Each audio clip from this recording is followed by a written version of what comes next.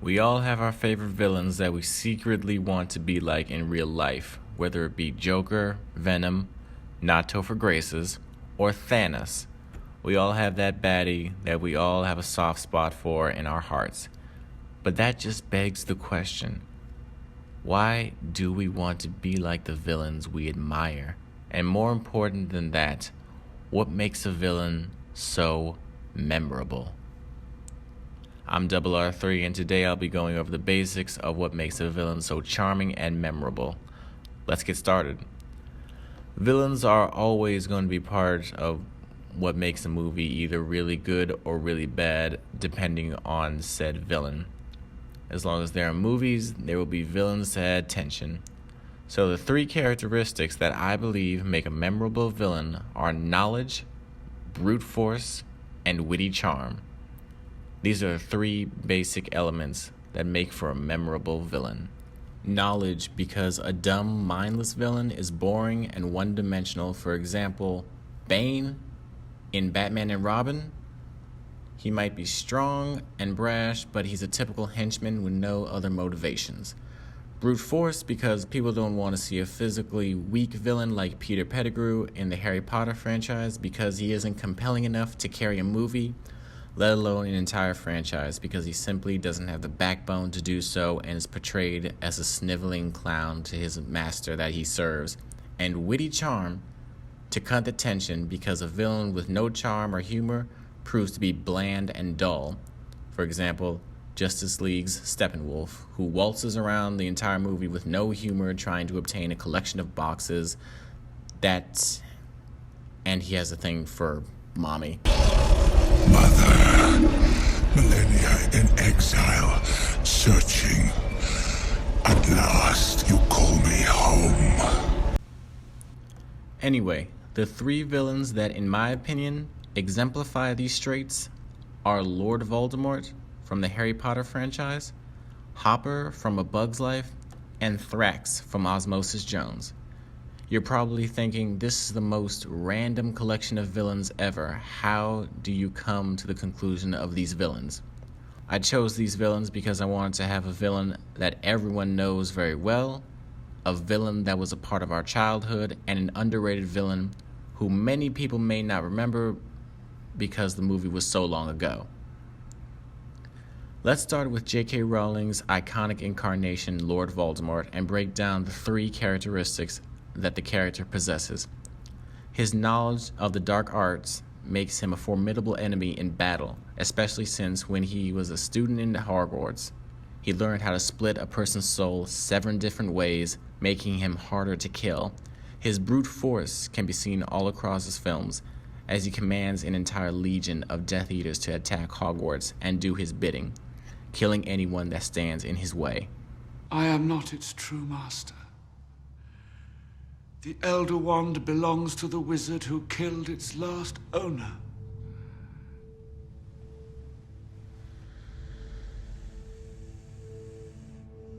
You killed Dumbledore, Severus. While you live, the Elder Wand cannot truly be mine. You've been a good and faithful servant, Severus. But only I can live forever. My lord.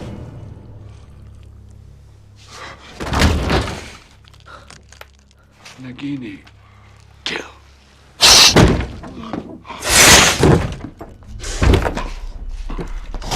His witty charm might not be as consistent as the other villains approaching, but it's still a part of the character in a small way. Just take a look at this clip as he displays all three traits at once. Come. Surely one of you would like the honor.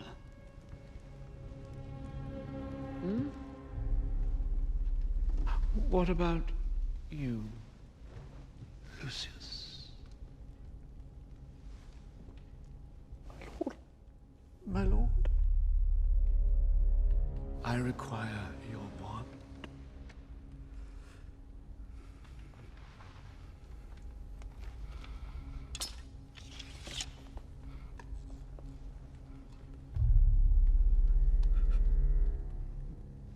Do I detect elm? Yes, madam.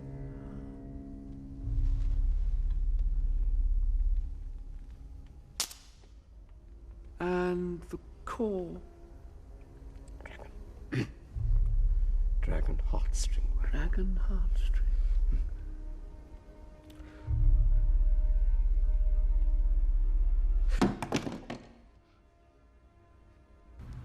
He shows knowledge in the fact that he knows where Harry Potter is being kept and where he'll be moved to. He uses intimidation by circling his companions, knowing that his brute force is what makes him so formidable.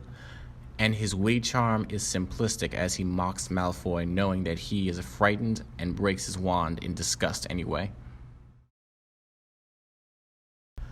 The second villain that you might be familiar with if you've ever had a childhood would be Hopper from 1998's A Bug's Life.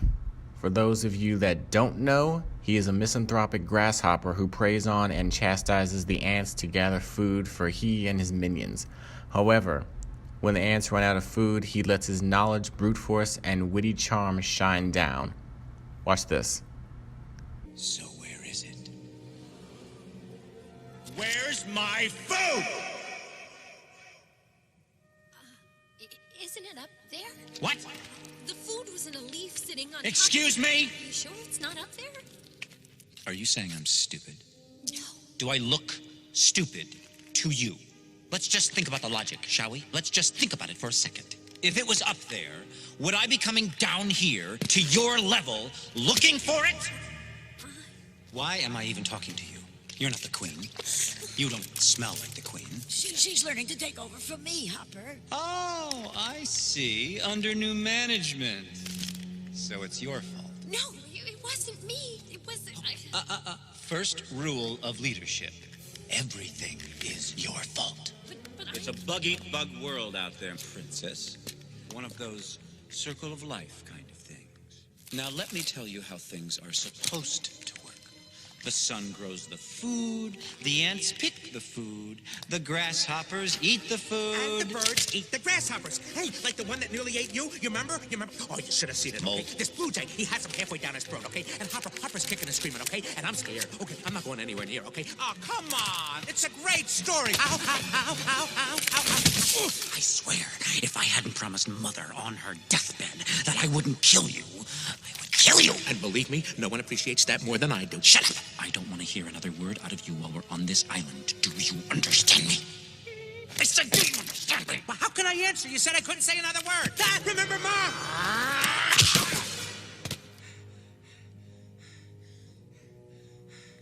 Hey, I'm a compassionate insect. There's still a few months till the rains come, so you can all just try again.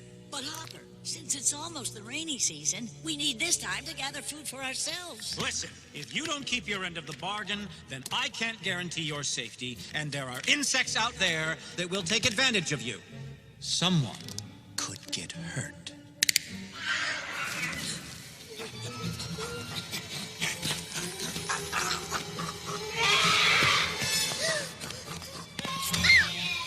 What's the matter? You scared of grasshoppers? Dot, you don't like Thumper? Leave her alone!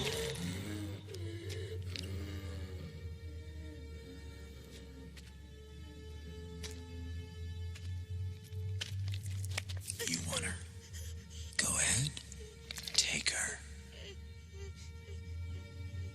No? Then get back in line. It seems to me that you ants are forgetting your place. So let's double the order of food. no, but. We'll be back at the end of the season when the last leaf falls.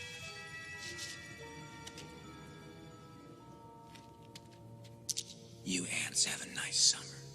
Let's ride!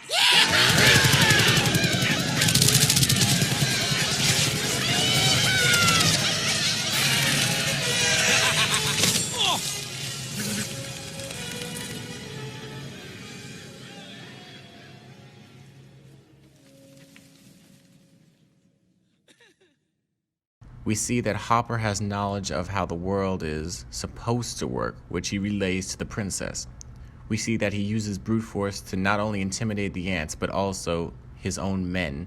And we see his witty charm when he offers the ants a second chance to clean up their act, so to speak, making this villain a real threat to the ants and memorable to audiences alike. The last villain in the lineup is a villain that is very underrated in film and doesn't get as much credit as he deserves. It's Thrax from 2001's Osmosis Jones. For those that do not know, and I'm sure there are many of you out there, Thrax is a virus that lodges himself into the body of a man named Frank. Thrax's motivations are simple: to kill Frank in 48 hours, to set a record for himself so that he may have his own chapter in the medical books. Thrax already has knowledge of how the human body works and functions, as he has killed multiple people in the past by extracting a DNA bead from their hypothalamus gland. You can't come in here.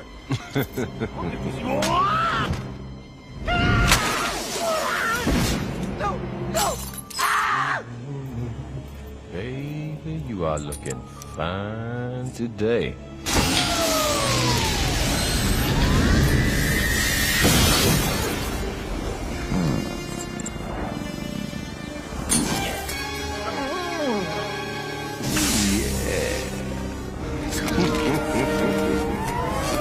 Okay, I just need to pause for a second and say how cool Lawrence Fishburne is in this movie. I know it's just his voice, but this man is amazing in this. Anyway, getting back to the subject at hand, his brute force comes from his ability to persuade or, like Hopper, intimidate others, as seen in the clip here. So, this is where the scum of Frank comes to fester. Hey, you lost, pal. This is a private sweat gland. Now beat it! I'm looking for volunteers, yo. Some nasty germs who want in on a big score. Yo, Red, we run the rackets around here. Take your little hustle someplace else. Oh, baby, this ain't about no hustle. This is about the baddest illness any of y'all have ever seen. Look who thinks he's the Ebola virus. Ebola? Let me tell you something about Ebola, baby.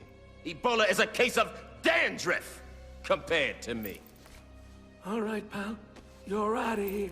Rosa, take this punk up to the face and bury him in a blackhead. When we're done with you, it'll take a Swedish facialist and 6 steaming washcloths to get you out. Sounds like a gas, baby. Bring it on.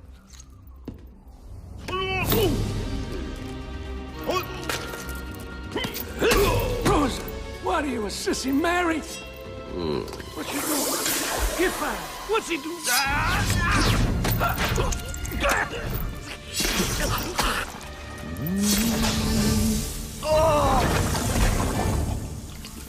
You ain't so tough. That was nothing. Oh! So, what kind of sickness do you have in mind, boss? Deadly. Thrax asserts his dominance by killing his companion's former leader so easily that they have no other choice but to comply to his orders.